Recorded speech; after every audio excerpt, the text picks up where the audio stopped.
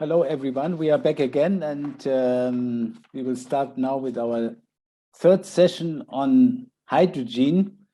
And for me, I can say I really loved the first two sessions, and I think they were very interesting topics. But let's say in respect of climate change, sometimes it seemed that hydrogen, there's a lot of aspirations, let's say, connected with hydrogen as an energy supplier. And in that way, I think perhaps now it's even the most interesting session we are expecting. And I'm co-hosting it together with my colleague from India, Dr. Amretashis Sengupta. And he is a nanoscientist, and he did his postdoc research at the University of Bremen. And he is now based in the northern Indian city of Siliguri. And I give the floor to Amretashis. And I have to mention, of course, sorry, I have to mention because it's important that you are the head of our Indian chapter board. So that's really important. Thank you. Thanks, Christoph. So in this session, our first speaker is Dr. Tobias Wendler, and he has been a senior research fellow in Professor Jutta Gunther's Innovation and Structural Economics Group at the University of Bremen since 2020. He is in charge of the research area, Sustainability, Energy, and Environmental Innovations. His work is located at the intersect of innovation, environmental, and institutional economics. It includes research on the role of green technologies for resource use, institutional factors and their effects on firms' innovation behavior, as well as the emergence of energy systems based on green hydrogen. He holds a PhD from the University of Bremen, Germany, and Dr. Wendler will first refer generally to the German hydrogen strategy, and that part of his research refers to the defossilization of the Bremen-based steel plant of ArcelorMittal. So I give the floor to Tobias.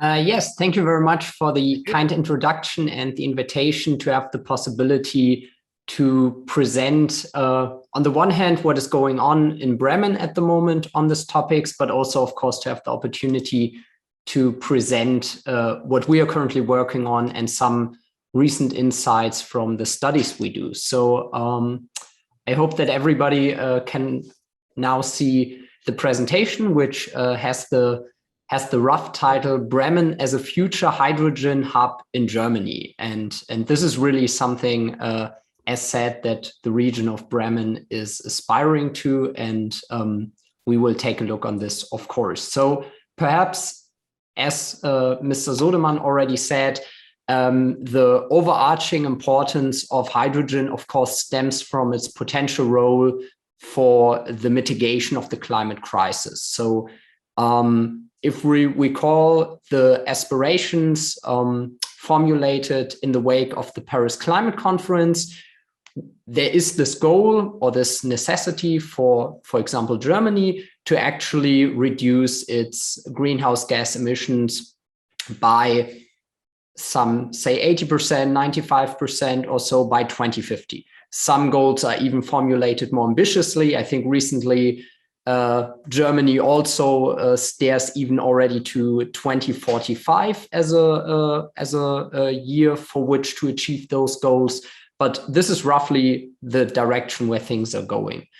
And to actually achieve this transition, hydrogen is really considered as one building block for the energy transition, because it would have the potential to integrate renewable energies more thoroughly into the economy by being something like a connector, because you can, for example, generate hydrogen-based fuels from renewable energy. And this way, of course, you can then have renewable energy and make fuels from it. And of course, by this, you reduce the need for fossil fuels, which would lead to carbon emissions. And there, this idea of hydrogen strongly also corresponds to being able to not only have greening in the electricity sector, but also have greening of the fuel sector, of industrial processes, which by now would be very hard to decarbonize, actually. In this sense, this idea of of sector coupling is very important, that actually hydrogen could connect various sectors in the economy and achieve this transition. And therefore, as I said, its role comes in various shapes. On the one hand, green hydrogen might be considered as a fuel, for example, for airplanes, for ships, whatsoever. It might be considered even as a storage. So you might even consider to store energy in the form of hydrogen and then perhaps even retransform it again back to electricity. This is a rather unnice solution because it loses a lot of effective energy, but in some occasions, even this might be a role for hydrogen to play. And the third part, and this is also, of course, where we will talk about with respect to a steel plant, is that you can actually use it as a kind of raw material, as an input in industrial production processes. Perhaps also before I rather come to all the intentions that are out there and all the things that are being planned and are being kicked off at the moment, I would perhaps want to make the cautionary note that, of course, as of now, we have a variety of uncertainties surrounding hydrogen. So on the one hand, to have relevance for the climate transition, we heavily rely upon green hydrogen, which would mean that we actually need enormous amounts of renewable energy to actually generate this green hydrogen. And for example, in a country like Germany, it's not right now sorted out how we will be able to do that. So this is a big question mark in the whole hydrogen transition. And we also have something that quite intimately relates to problems of new technologies, that in the case of hydrogen, we have like a three-sided chicken-egg problem, because we need at the same time to have the right amounts of supply, of the concomitant demand, but also of an infrastructure. And this is really very, very difficult. And we will also see that this is a big problem to coordinate this, because in the case of hydrogen, you can imagine if you don't have a hydrogen power station, it wouldn't bring anything to have hydrogen cars on the street. But of course, on the other hand, if there's no infrastructure, fewer people would buy things, and then there is also no incentive to supply. But it also goes the other way around, that of course, if you do not have the supply, there is no incentive to set up the infrastructure. So this is one of the big policy challenges involved in the whole hydrogen transition, and for the most part, one which isn't solved as of now. Okay, so perhaps a short overview on where Germany stands. So Germany released 1 year ago its national hydrogen strategy, where precisely the idea, as Mr. Sodemann also introduced, is formulated that hydrogen is kind of at the center of the idea to integrate renewable energies at a large scale and to really hit home the energy transition.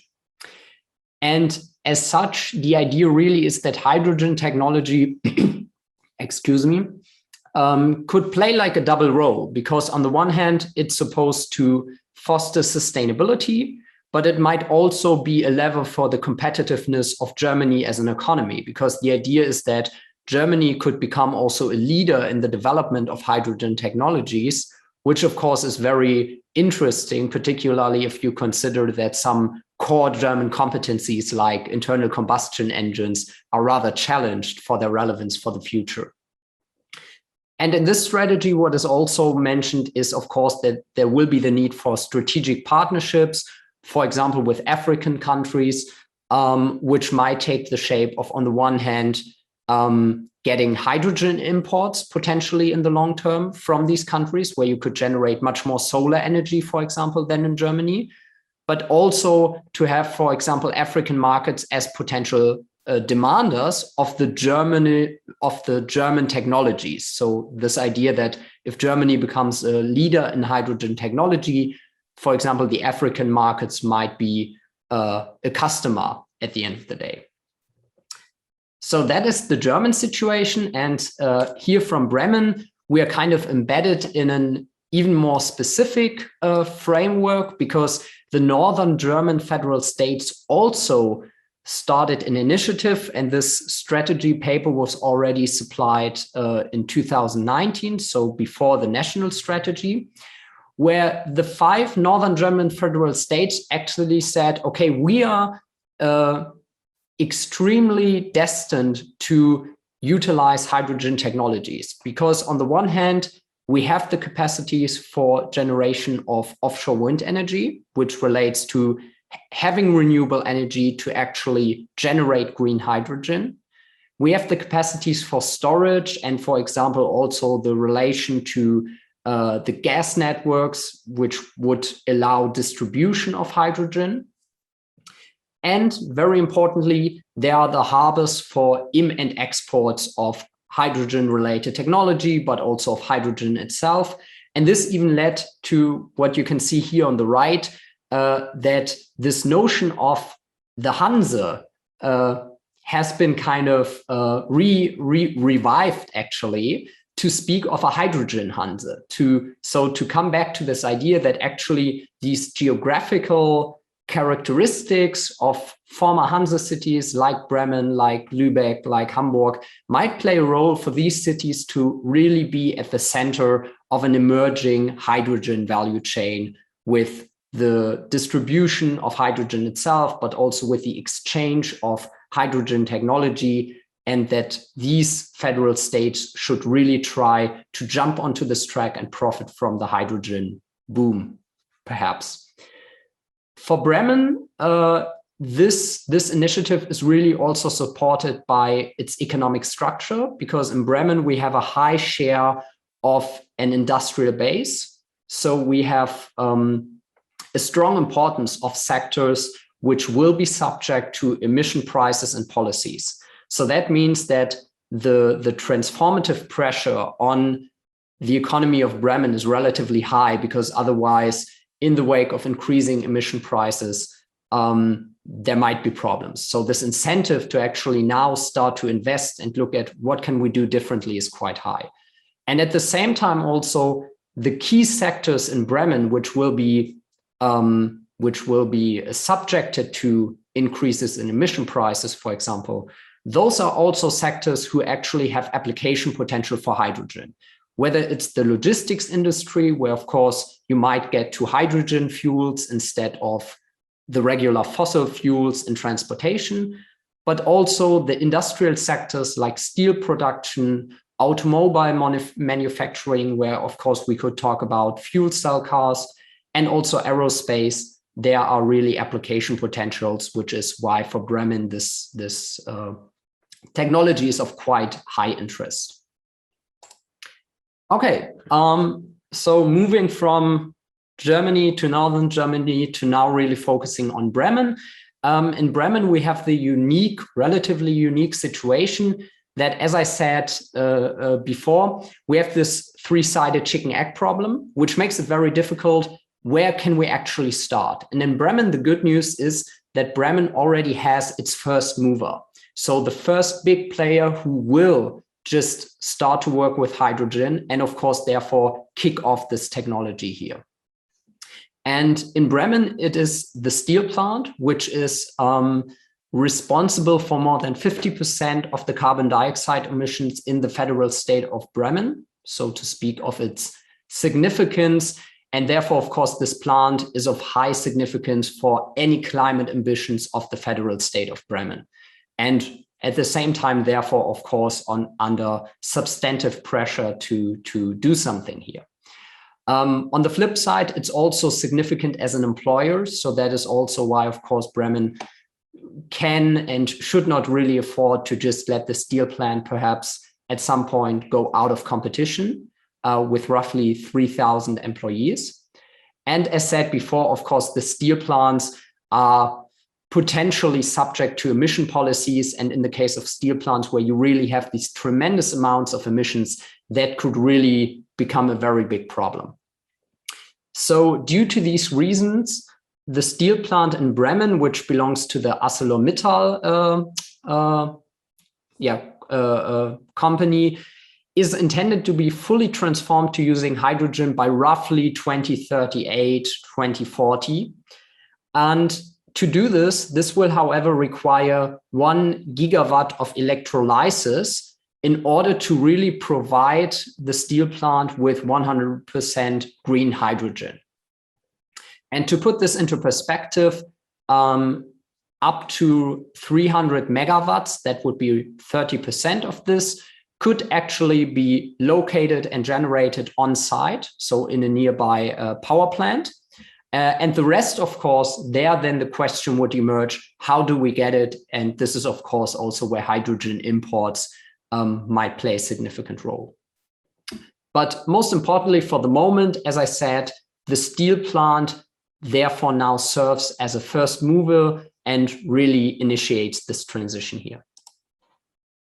So perhaps just to shortly show what the idea for Bremen at large, but here in the small might be, that if you have here the situation at the industrial port in Bremen, the idea really is that you have, for example, in Lower Saxony, but also in Bremen itself, that you have electricity generation by wind power, which can then be used to fuel electrolysis and the generation of hydrogen.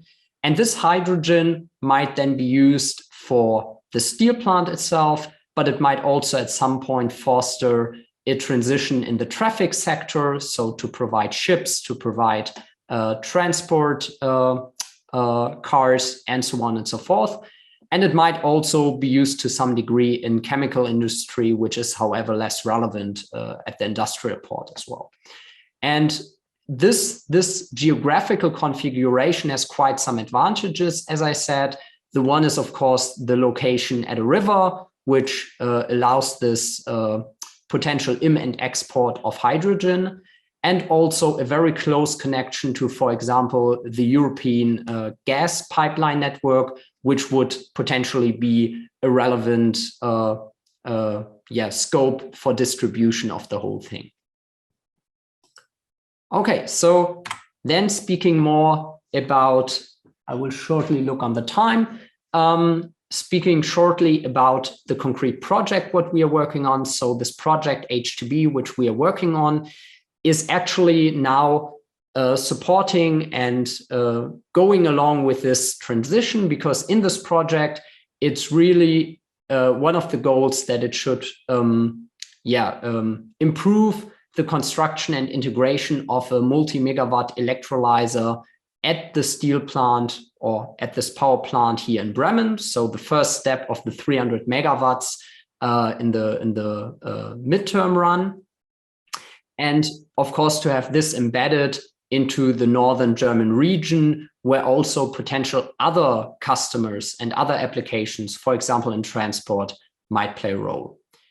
And therefore, as a whole, what we are doing in this project is that we really try to take a system focus on this whole thing and try to analyze, okay, what could we do? What could be leeways to really establish a hydrogen economy here in the region? And this is a joint project with the team of Resilient Energy Systems, and the focus of my colleague and me, who are working from the economics perspectives on this, is more, okay, what is the role of the companies, policy, and customers with respect to really adapting and diffusing this technology? And perhaps to give a short insight into what we are doing there, is that one thing that we did is that we conducted stakeholder workshops on the topic, what are the actual barriers to hydrogen adoption in the transport sector? So what is there for a need for policy and changes for stakeholders and companies to adapt this new technology?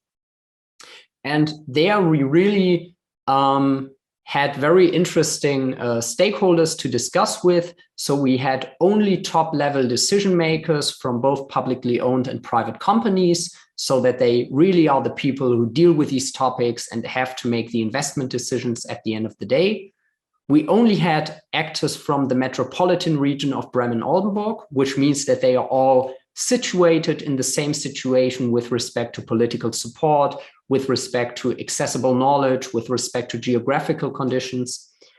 And in these stakeholder workshops, we only had established companies from the mobility and logistics sector. So really honing in on this question, how can the companies who are already there, who are already the big players, what do they need in order to kind of jump on this train? And with respect to time, I will keep it relatively short, but what we found so far is that there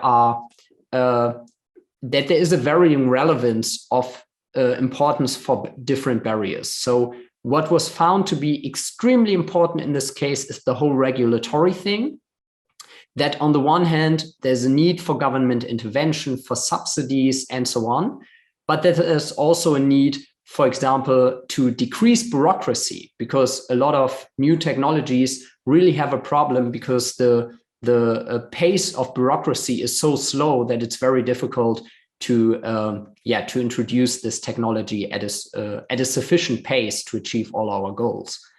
Then the problems of availability was found to be very important.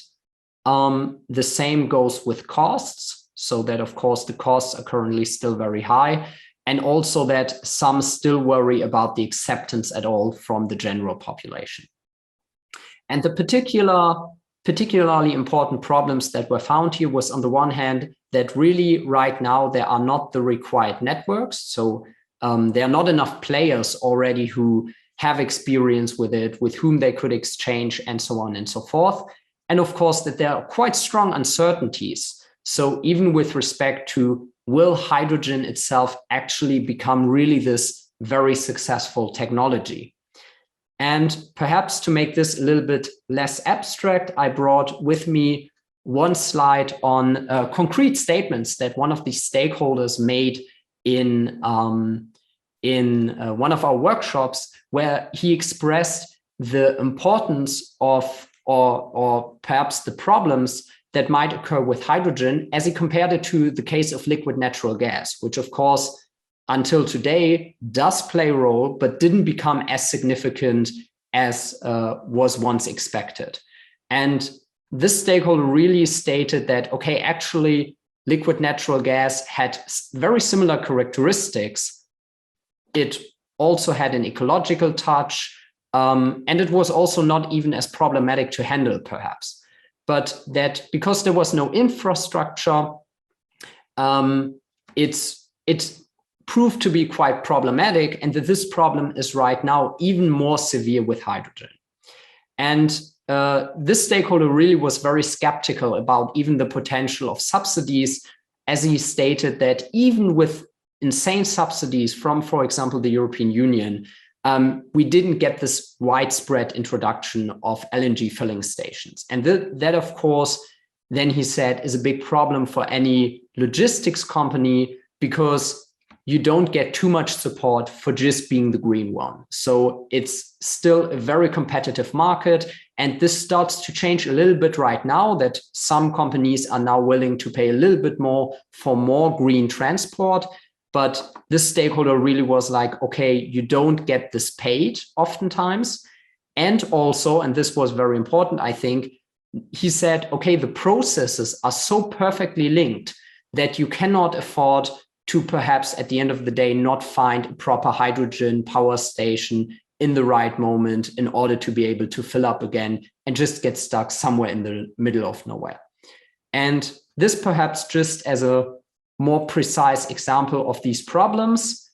And with that, I would come to the end of my presentation. Thank you very much. And I'm looking forward to any comments and remarks on this. Thank you, Dr. Wendler, for the excellent presentation. And if any of our participants has any questions, you can unmute yourself, you can ask the question, or you can also put it in the chat box. So if anybody has any questions, please go ahead.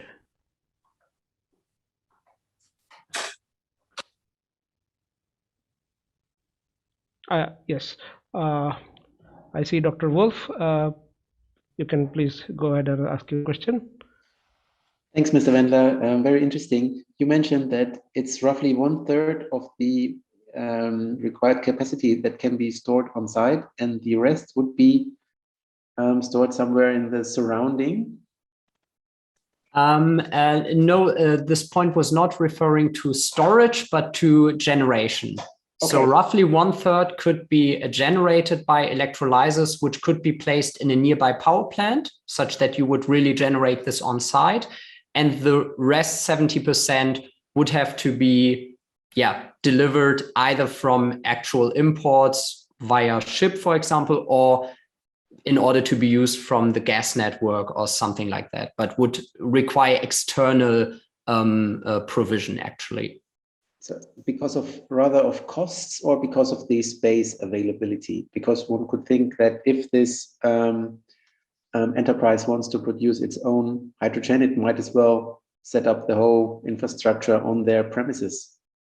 Absolutely. So, I mean, of course, that's a very difficult question because, of course, the companies do not give us like the very detailed information. Okay, why is it precisely that they calculate with 300 megawatts we can make here on site, and the rest has to be different? So perhaps there is some cost calculation that the space gets too difficult, or for some other reason, this in fact, I don't know.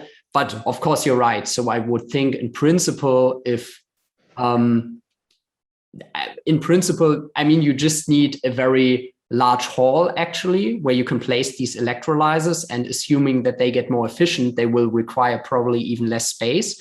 So I would think in principle, you might also try to generate everything at hand where you are. But of course, as I said, perhaps one strong limitation is the availability of energy. So, and of course, in Germany, since energy is not really, electricity is not very cheap, it might, of course, be more cost efficient to import it from somewhere else. Okay, thanks.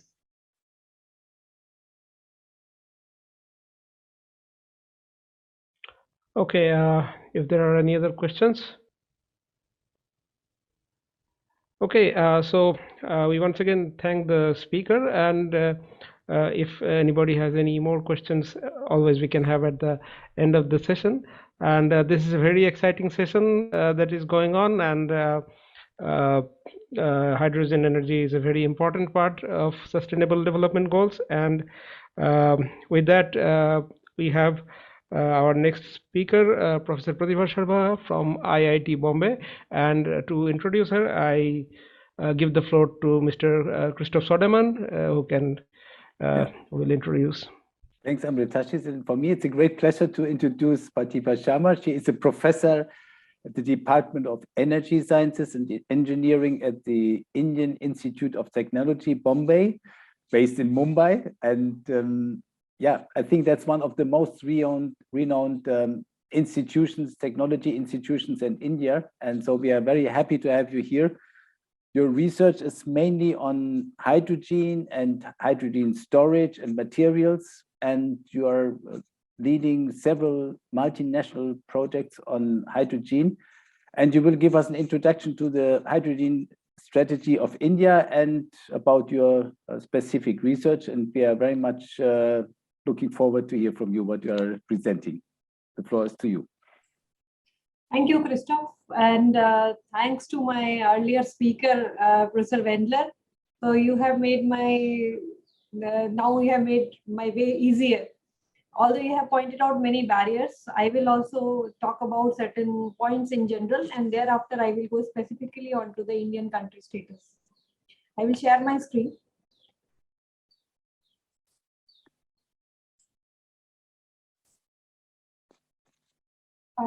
So I hope this is visible. No, not yet. No. Perfect.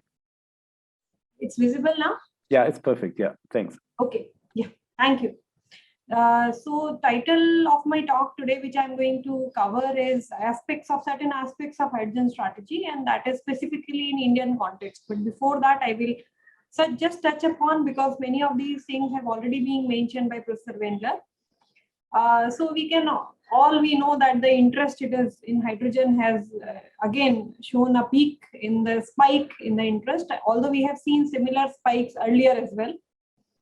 These were when there were oil price shocks in 70s, or when there were concerns raised related to the global climate change.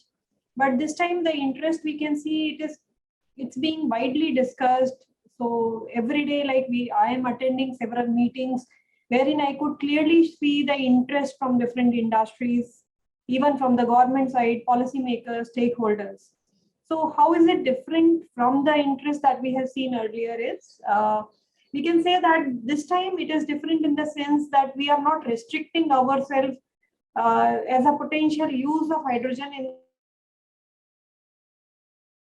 the transport. Interest spikes. So herein now the interest has been through from the different sectors, from academia, from industry, from government side, from the OEMs, from the stakeholders, and there are several reasons behind these interests that I could see, that there is a demand which we can see is increasing, basically driven by decarbonization. There is supply side innovation also coming up. There are improvements in the efficiencies. There are upscaling of the capacities of the different technologies like electrolyzer. And then there is, in Indian context, the deployment of renewables. It has seen a very escalated increase. So there are challenges in those technologies, like in renewables adoption, which hydrogen can meet to some extent. So there is, at present, we can see that a growing interest which is coming up and being supported from the government side as well as industrial side. Now, this is not only confined to Indian context. We know that this increase in interest is throughout the globe. There are several countries, they have come up with their mission documents, strategies, roadmaps, and how they are going to harness these technologies and take it towards the decarbonization, where hydrogen can play a prominent role. In India also, hydrogen mission was announced by our Honorable Prime Minister in August this year. And we can see that even there are many more countries which have come up with targets, with incentives, there are targets without incentives. And then there are both targets as well as incentives being announced. So these are from the different countries, these are from the OEMs, and the funding is also increasing in this sector. Now, in Indian context, if we say, currently, if we see, most of it is our energy demand is met from the fossil fuels. However, net zero has been announced recently, a few days back only, by our Honorable Prime Minister, that we will plan to achieve net zero by 2070. However, out of the total hydrogen, whatever we are producing, 80% of it we are planning to produce by 2050 to be as a green hydrogen.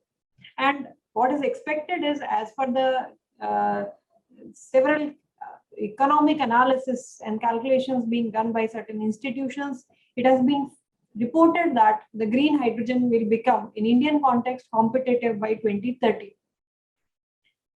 And what we expected is that the cost reduction from the current cost, which is in our country to about 300 to 440, that is USD 3 to 4 per kg, will reduce to $1.5 per kg. In fact, one of the well-known company has even announced that by 2030 it will be $1 per kg.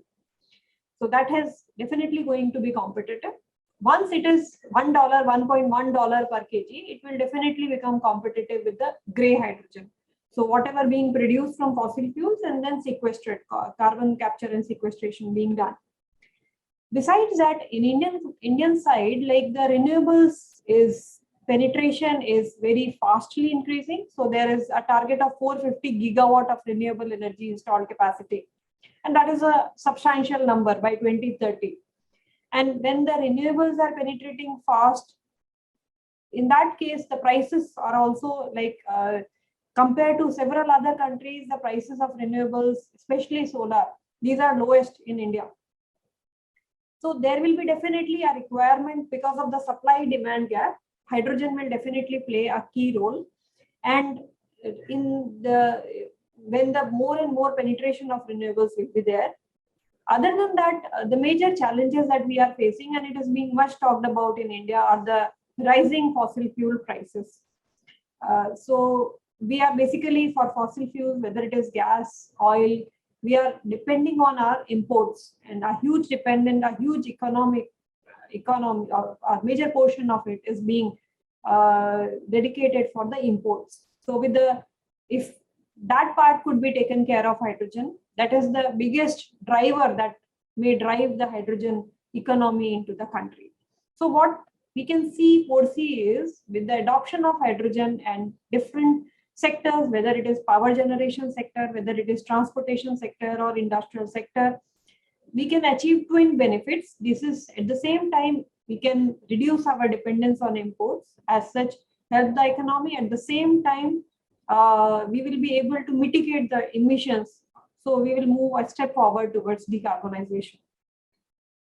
Now, it's not only restricted towards, we will say towards power generation, because most of the time when it is hydrogen, it is expected like it will be connected with fuel cell and then it will power. So in Indian context, 18% of the entire energy consumption is electricity. So that means if we have an increased renewables proportion, still the remaining 82% will be the segment which needs a strong decarbonization, which we feel hydrogen can play a major role. I will skip all these because these are all well-known things, like it's quite abundant energy density wise, and what are the benefits associated with it, and the different applications we can see. It can find application in all the different segments of application. Now if we see in Indian context, currently we have about 6 million metric tons of hydrogen production per annum, and most of it is from fossil fuels, and its consumption, if we see, it is basically majority of it is for fertilizer production and in refineries, and a small amount for methanol production. And we have different color coding based on how much emissions we are getting. So it is either black with coal, or if it is carbon capture and sequestration, then it becomes gray with fossil fuels, or green, and now even turquoise hydrogen is being named, and that is receiving a lot of interest. So if we look at the breakup, then about 2.6 million metric tons per annum it is used in refineries, which is being produced. So fertilizer about 3.3 metric tons per annum, and a small amount of it, 0.09 million metric tons per annum, that is produced as a byproduct in the coal alkali plant. So in all, close to 6 million metric tons per annum is being produced in India. So this all, which fuel will be used for producing? So we are using basically we are using the conventional method, that is the steam methane reforming. Most of our hydrogen which we are producing is by SMR process, and we also know that 75% of it globally is also being produced to SMR route. These are the SMR and ATR are two key technologies. However, ATR can be preferred over SMR because that produces a concentrated amount of carbon dioxide which could be used for sequestration and further use. In India, if we talk about in terms of cost, without sequestration, carbon capture sequestration, the cost is roughly about 130 to 180 rupees per kg. So approximately 1.3 to 1.8 dollars per kg. However, if we add up CCUS to it, it may increase the cost further. So I will not go into the details of how much is the capex and opex costs and all. Further to it, we are also producing a lot of hydrogen by means of gasification process, coal gasification. And so this is, in fact, carbon capture becomes more essential when it is production from coal, because we know that the emissions are much more when it is being 2 times more than the natural gas when it is to be produced from coal. Recently, plans have been announced by our Honorable Prime Minister stating that there will be a lot of investment, about 20,000 crore of investment in coal gasification. So there are several companies who are planning to invest a lot in this particular area. Now with gasification, the prices are listed in the bottom right figure. There is like with reforming, so there is a range in which these prices may vary depending on the feedstock price, availability. There are several factors that determines what will be the price. So approximately about 150 rupees per kg with SMR, with coal gasification to 45 rupees, like $2.4 per kg approximately. And with alkaline electrolyzer, it is 433 rupees per kg. However, we feel that because the renewables penetration is very fast in India, the prices of renewables electricity is comparatively lower. We are highly placed in terms of the solar insolation available, the solar radiations available throughout the year. So we feel that India has a better chances to extend towards green hydrogen production than any of the other colors, because having CCUS is not much attractive for India, other than we can proceed more towards the green hydrogen production. Even the cost, it is expected, of the green hydrogen and blue hydrogen will become equivalent by the year 2030. Now we also know that now the capacities at which the electrolyzers are available worldwide, these are increasing. And India basically, earlier also we were using that electrolysis process higher, with the natural gas reforming process getting competitive and electricity prices rising. So the electrolysis which we had earlier in 1960s processes for hydrogen production, that was replaced by SMR, steam methane reforming. At present also India is producing hydrogen by electrolysis in a chlor-alkali industry, but these are a very small amount and these are all on-site applications. However, we expect that with the economies of scale, the basic constraint in the production from electrolysis, we know that these are the capital costs involved, the electricity prices and all. But we feel that the prices will come down as the efficiencies will improve, as the economies of scale will be there. And when integrated with renewables, as the plant load factor increases, the cost will go down. There are several institutions in India which are working on productions. There are several industries. So I will share towards the end the country status report that I have authored. You can get many more details from that. Now coming up to the other aspect that I am working on, that is hydrogen storage. And we do work on several aspects of hydrogen storage, specifically solid state storage. And we know that there are several challenges associated with the hydrogen storage. There are several technological barriers, whether it is in terms of the cost or efficiency or the kinetics, the charging and discharging rate, or the durability and the environmental aspects. However, which method to be used, that is decided based on how much amount of hydrogen you want to store, and for how long you want to store. So there are several methods which are being adopted globally. So whether it is at the point of production, as was also pointed out by Professor Wendler, whether it is at the point of production or you have to carry it to some other place, you have to transport it, there also you will require a storage, and that becomes the major bottleneck in the utilization of hydrogen. Or whether it is at the point of end use, you will require storage. So there are different ways of achieving storage. We know that geological storages are already there, which can be used for large scale and long-term storage, that can give larger quantities of storage possible, accessible for longer duration, and whatever is the required rate of discharge, that can also be achieved. But in Indian context, there are certain limitations associated with this method of storage because of the availability of depleted oil and coal gas reservoirs or the salt caverns. Aquifers is still a newer concept. So we know that if it is for storage, we can either have either of the three methods. We can have in smaller quantities compared to the geological storage. Either it can be in the gaseous form, compressed hydrogen tanks, which could be type 3 or type 4 tanks, or in the liquid form or solid state form. However, as against the other two means of storage, which is the gaseous storage, wherein we can store at 350 bar or 700 bar pressure tanks. These are composite pressure tanks. Solid state storage has advantage that the pressures of operation will be near atmospheric condition. As against liquid state storage, where the storage we know is at 20 K, and there are several other challenges like boil off, refrigeration required. When it comes to solid state storage, we can store them as low as close to room temperature, or whatever temperature we want to store for certain applications, depending on what applications we are working on. So that makes them safe methods of storage. In fact, the volumetric density compared to the other methods of storage is also appreciably higher.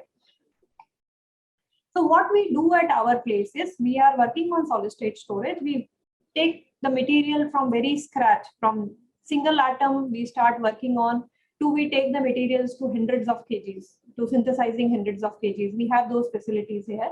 So initially we start working with the DFT calculation. So we have several collaborations as well. We do a lot of computational studies to see like which additive or substituent would be better to give a better hydrogenation characteristics. Once we do a lot of such calculations, thereafter we synthesize the material on a smaller scale. So we synthesize on a smaller scale, then we do a lot of testing on it, characterization, study of hydrogenation and dehydrogenation characteristics. And then we move on to a large scale system, large scale material synthesis. We do that in tens of kgs and in a one batch, and then we can scale it up to hundreds of kg of material synthesis. So this is how the process goes on. Then again, that material is used for design, for systems fabrication. So that material which we synthesize in tens of kgs, that we use for making systems, hydrogen storage systems. And that hydrogen storage systems, for solid state storage, there are certain challenges associated with such systems. And basically the major challenge is the thermal management. And we look at a lot of such systems depending on what parameters could be. So we do a lot of simulations, optimizations to study like which parameter plays a dominant role. Based on that, we come up with optimized design. These are some of the designs like bifurcated fins or embedded cooling tubes or helical tubes or shell and tube type of reactor, hexagonal fins. We work on several such structures. Basically, we look at first, looking at a particular application, we start designing these systems. Like the requirements for a thermal energy storage will be completely different from a hydrogen compressor. So, or a backup power or a vehicular application. So we design such systems right from the scratch, looking at what capacity system we want, what is the particular application. Based on that, we select our material, then material properties. We do optimizations and simulation, come up with a heat exchanger design.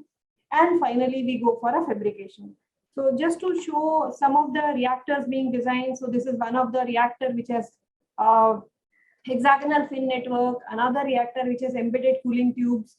So another one which is made up of shell and tube type of heat exchanger. So we design several systems. So we, at our place at IIT Bombay, we work on material synthesis from few grams for initial testing at laboratory scale to kgs, tens to hundreds of kgs of material.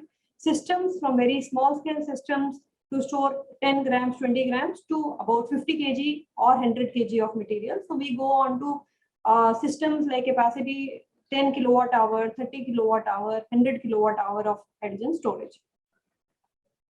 Sorry, this is a...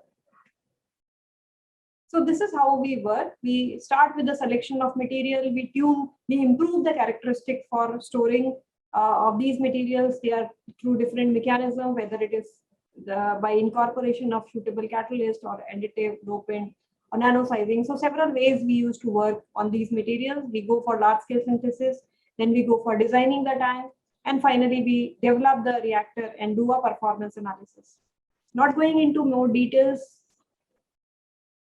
And it is not only our institute, there are several other institutes which are working in the country on hydrogen storage as well, although they are working on different aspects. Some of the institutions basically focuses on compressed hydrogen tank development, others they are working on liquid state storage, and many others they are working on solid state storage as well.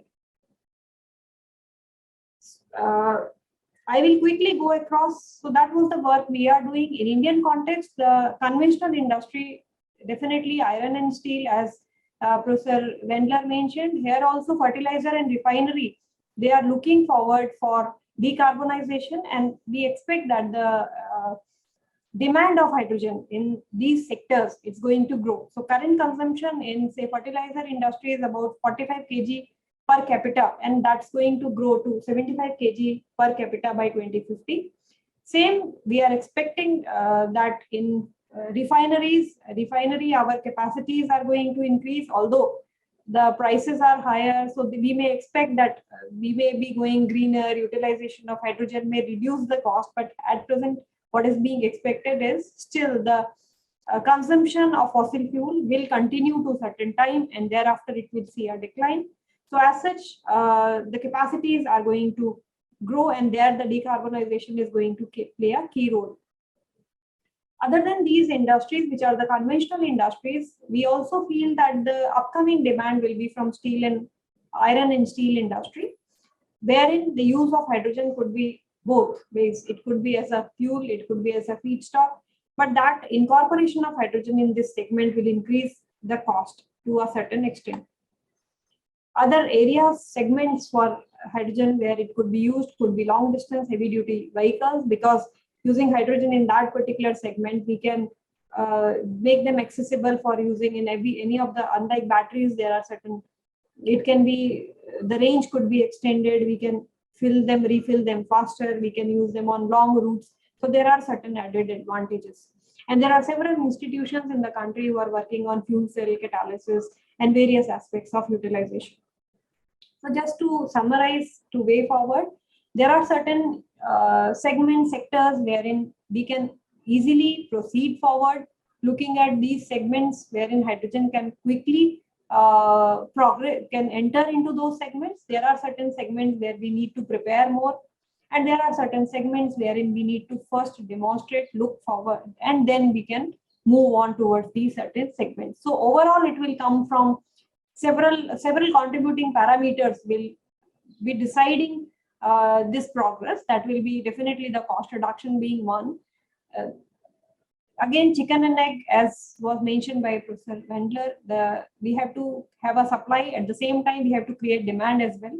There should be policy supports. There could be some certain extent mandating the things like to emission reduction or mandating the blending of hydrogen to a certain extent. That needs to be there, is required. Regulatory frameworks need to be there, and then compulsion of using green hydrogen will only make that way. Okay, so I will conclude saying that this is a link wherein you can get more details. This is an India country status report on hydrogen and fuel cell. I was the lead author for that. That is available at this particular site, and you can download to read more. And thank you.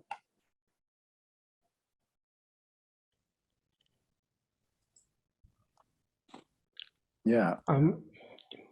Yes. Thank you very much. I think that was a very, very interesting presentation and introduction. And we have already a question from your colleague. No, that was a clapping hand. But thank you. Are there any questions to you?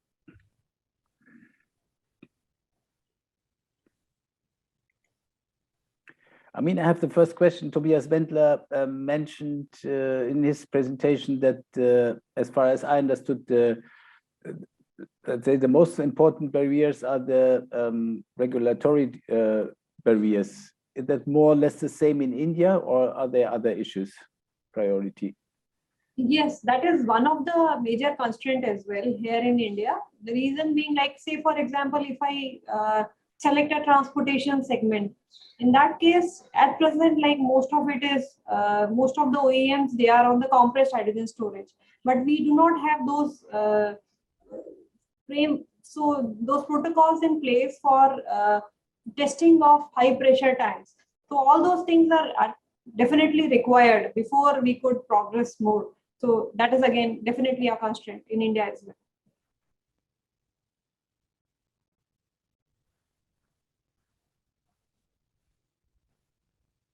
Okay, I have one small question. Among the various materials that are being used for hydrogen storage, nowadays we see a lot of focus on two-dimensional materials and other layered materials as such. So what are the prospects of these kind of these family of materials in hydrogen storage and water splitting and this kind of? So there is a lot of work being reported on layered materials, or you can say high surface area materials as well. But the major challenge that remains there is like the temperature. So there, the bonding is small. The bonding energy is lower, and then they easily at room temperature itself they gives that hydrogen. So you need to cool it down. So that is again an added disadvantage, that you have to store them at 77 K. So whatever were the challenges, to some extent in the liquid hydrogen, that remains a little bit here as well. That is the major drawback.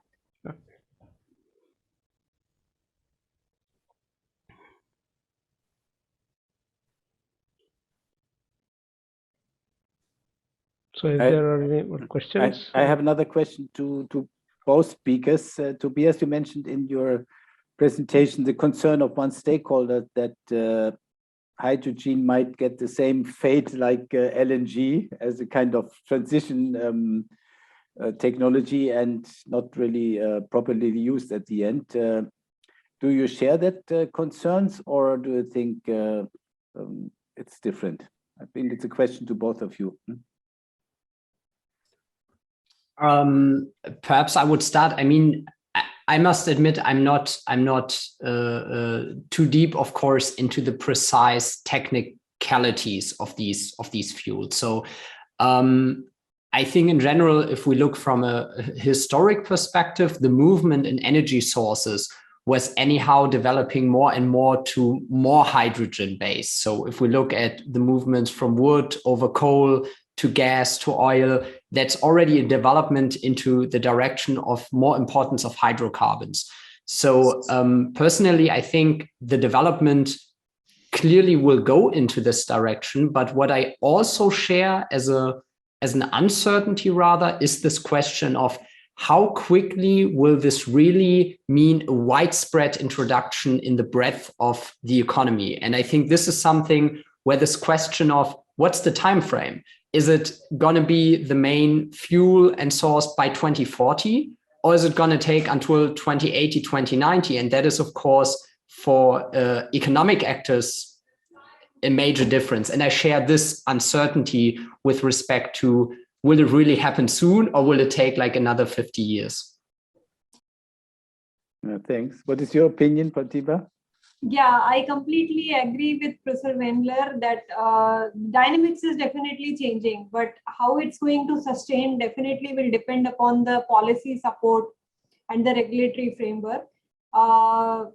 It's going to make the way, because definitely in Indian context, if we see, we are seeing the complications which are associated with the climate change, the highly polluted Delhi air pollution, or the flooding of certain high-lying areas.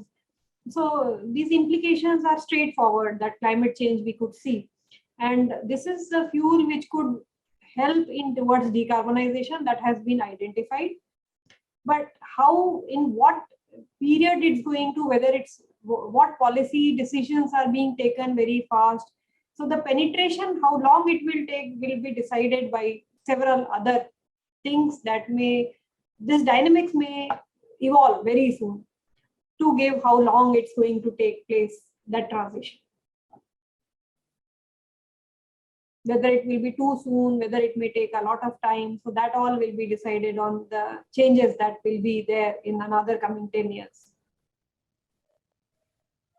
5 to 10 years, I will say. Yes. We have a question from Sujaya Rathi. Dr. Rathi, please put your question forward.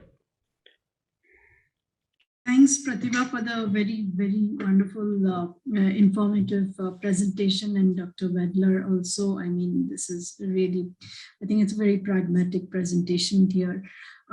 So my question would be for India, Pratibha. What do you think would be sort of the first step?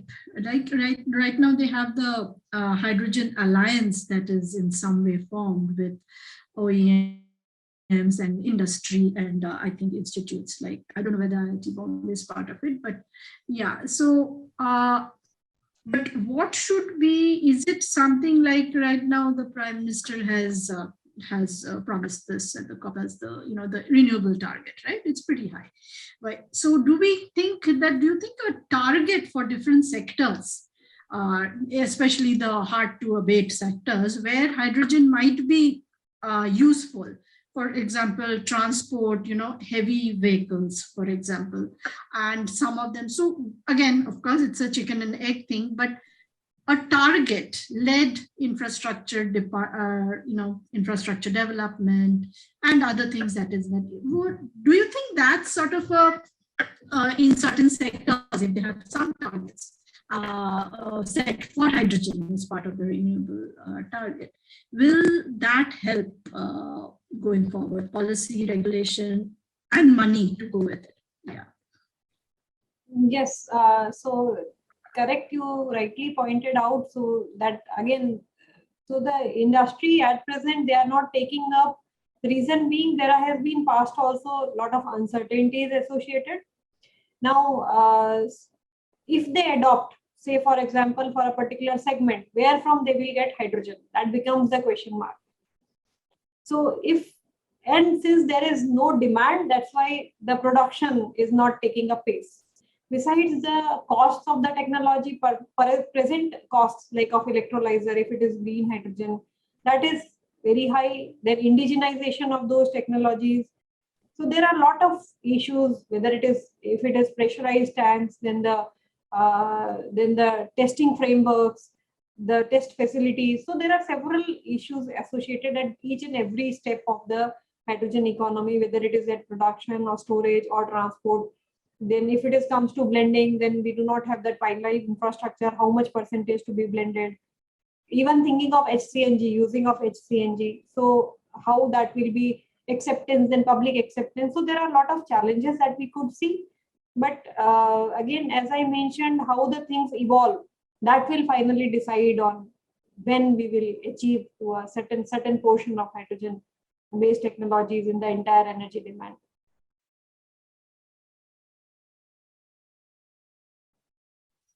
Thanks.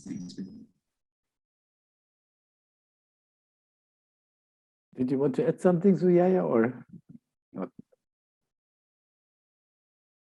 Okay, if not, then I think, are there any more questions or comment on that topic of hydrogen? I mean, in the meantime, we are pretty well with our time frame, so we have 15 minutes left for a final discussion.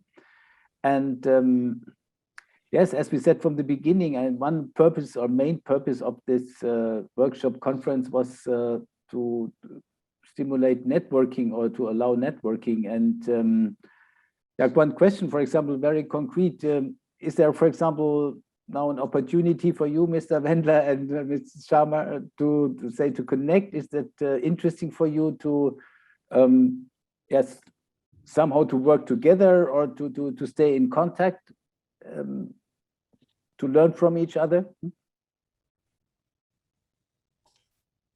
I think there's definitely a potential in this exchange, because I think to recognize where the similarities and differences lie between these strategies and the developments towards hydrogen, I think this is a very important topic and very interesting, of course, to see, like, what is a country like Germany doing, what is a country like India doing.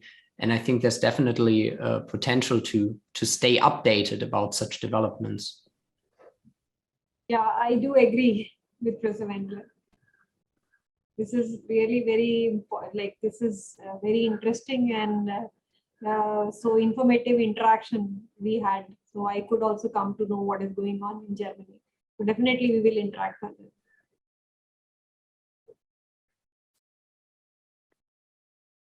Actually, that's something how we see our association, the Alumni Association, that we feel we can work as a connector or as a facilitator, because let's say we are perhaps not so much restricted only to the scientific sector.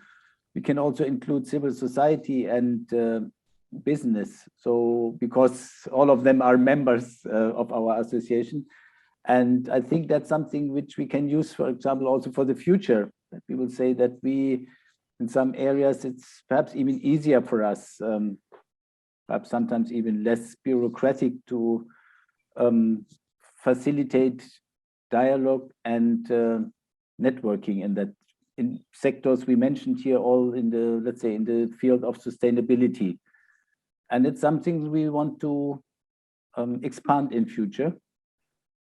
And yeah, I think our conference was called Learning Experiences. And I think today that was also a learning experience for all of us. And yeah, we can be, yeah, in a certain way be positive. It's a bit a pity that not so many attended who were registered, but we had much more registrations. But anyhow, I think we had very, very interesting discussions and contributions and presentations. And I think in some areas we created some connections. I think in the field of sanitation that was already existing between Bremen and India.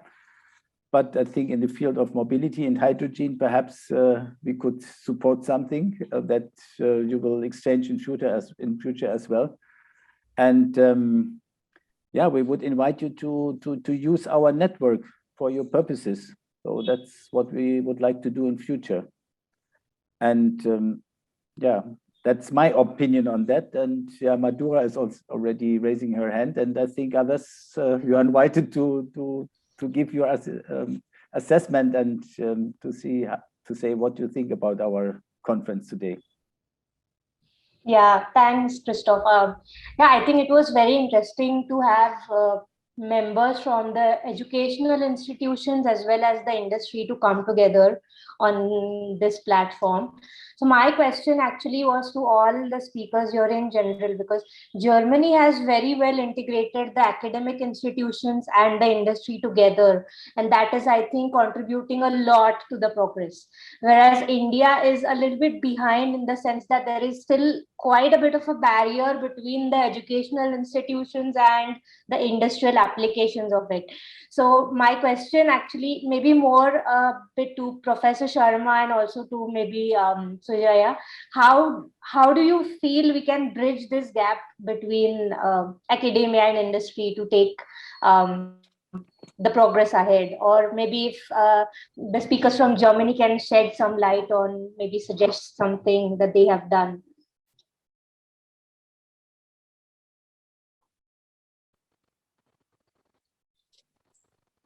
Yeah, Dr. Sujaya, you would like to go ahead? So, so as I mentioned in my presentation also, that it is very important for a continual engagement with the government by these research institutes, because what is happening right now, say for example, hydrogen, and what is, you know, the whole total cost of ownership or whatever the cost likely to come down, etc., etc. All these needs to be, you know, the government needs to be abreast with the latest technologies. Now, you know, maybe Dr. Pratibha will be talking to Bremen, and, you know, and she's already doing that. So what's happening worldwide, all these things need to be sort of channelized through an institute like, which the government trusts, right? Like the IITs or the ISCs, right? So that is very important, but the engagement right now is very ad hoc. They need something, they will, you know, ask for a report or something, but a continual hand-holding or continual exchange of, you know, what the government needs to know, and, you know, the academic wants, academia works on that, and a mutual thing is happening. I won't say it is not happening. In the transport field, for example, ISC is working very closely with the Directorate of Urban Land Transport, and some things are happening, and I'm sure it is happening in other fields as well, and it is happening, but it is not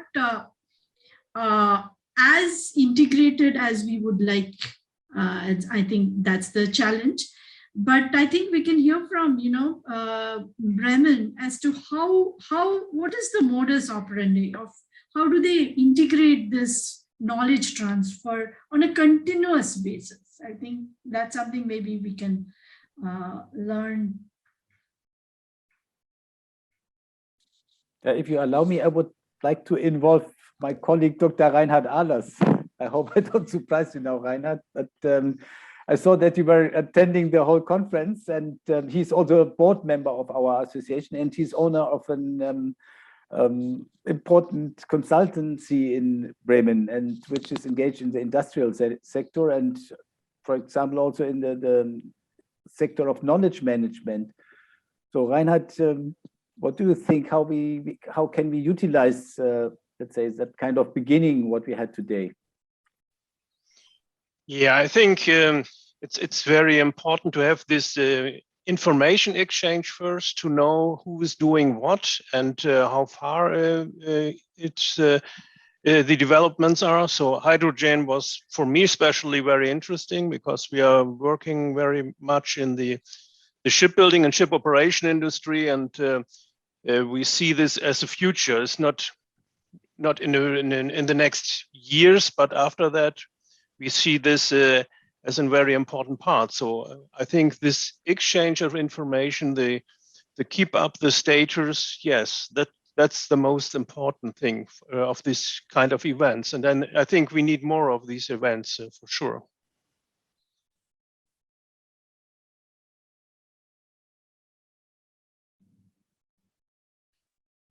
Maybe Professor Sharma wanted to say something before, or no? Regarding the doubt you had, Yeah. like so yeah, there is a disconnect. I agree. Industry, the bridging between the industry and academia, that for a long time that has not been there now, but it is the things are improving. Even the funding agencies, the government side, they are now into bridging that gap. For most of the grants that we have now, they want an industry partner. So the things are changing. Now we feel that with time, that gap should come down, should be reduced. But yeah, definitely there is a gap.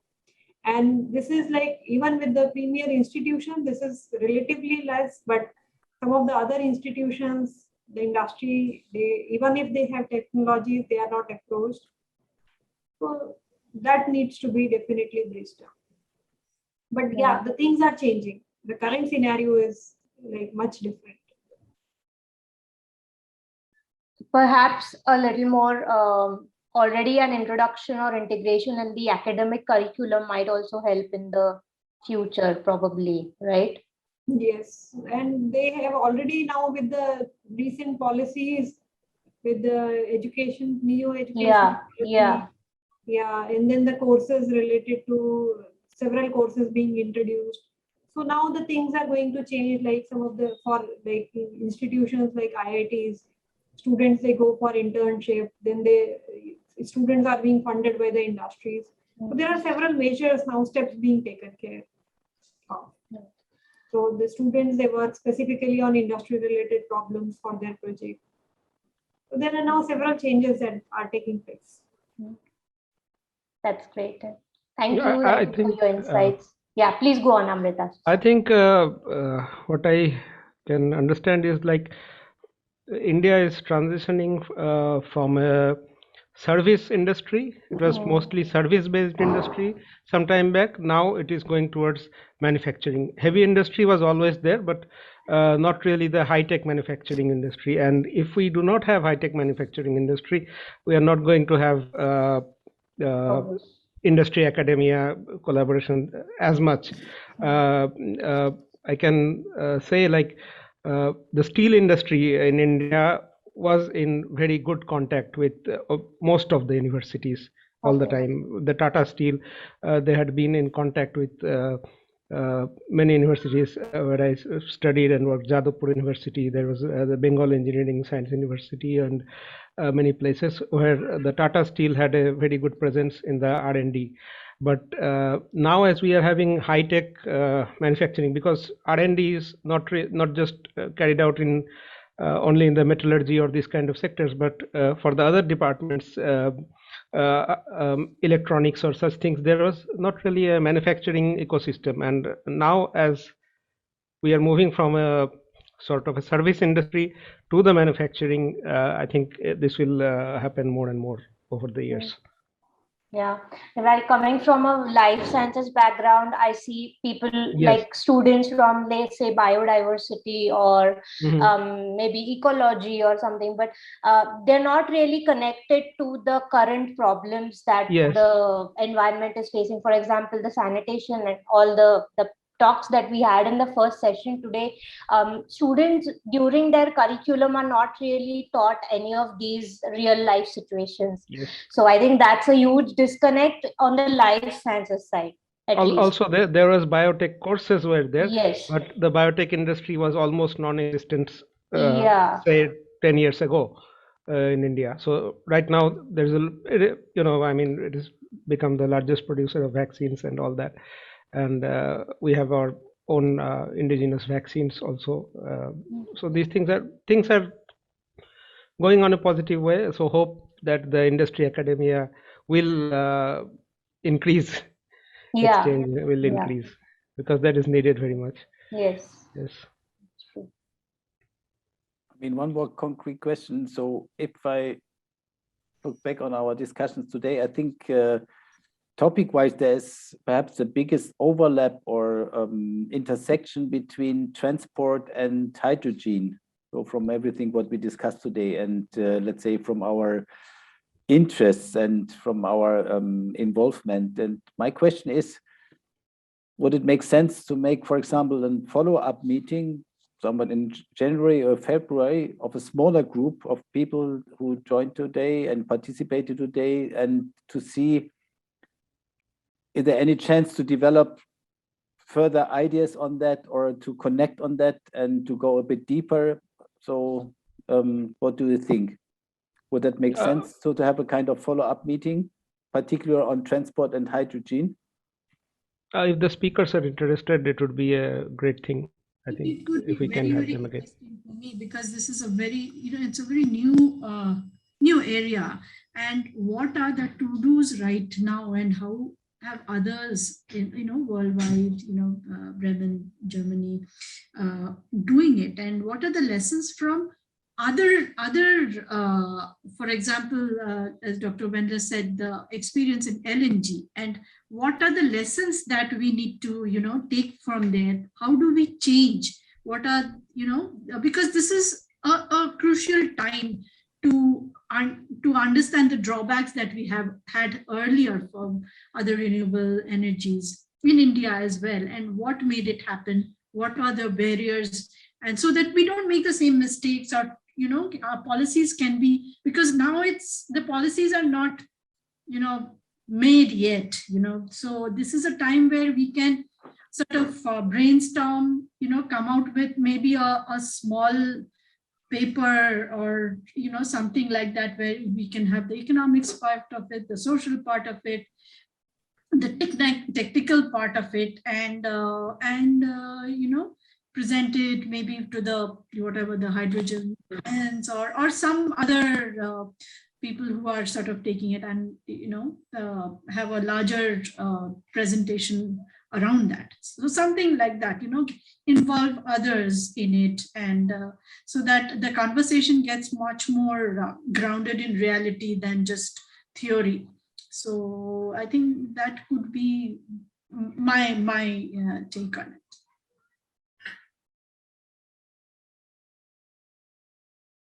Any other comments on that? Mr. Wendler, would that be something interesting for you?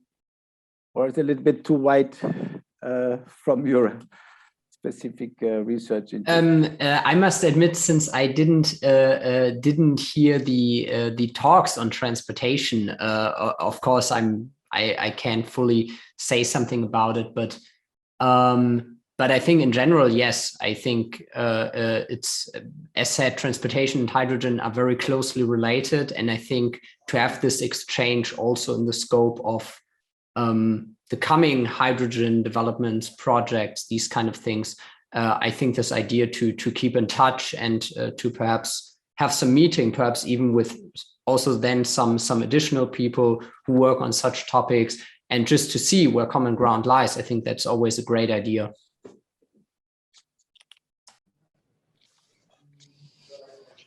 Yes, say maybe. something? Sorry. Hmm? Yeah, Diana. Can I add something? Yeah, please go. I want to add to what Mr. Wendler said. To add some more people, like I would suggest to have some additional people who forms the community of transportation, urban mobility, as well as hydrogen, both together, because here we have a smaller group. We have now we have listened to each other. So if some more people are added in the individual topics, and then there will be more exchange of ideas, and that will continue the thought process or the flow on a longer perspective. That is my suggestion. Yeah, it's a good suggestion. I think what we can do, we can have some bilateral talks or communication, and you are all invited, let's say, to write down a few ideas how we can proceed or whom to involve, and then let's see if we can arrange a meeting for the beginning of next year, let's say in the first quarter of the next year, and to see how we can. I think definitely it can be shorter, an hour or 1.5 hours, and perhaps to have some dedicated presentations for that, and to see how we can, let's say, promote exchange on these topics. And if we would do that, I think then we would have really a nice outcome of this workshop and conference today. Indeed.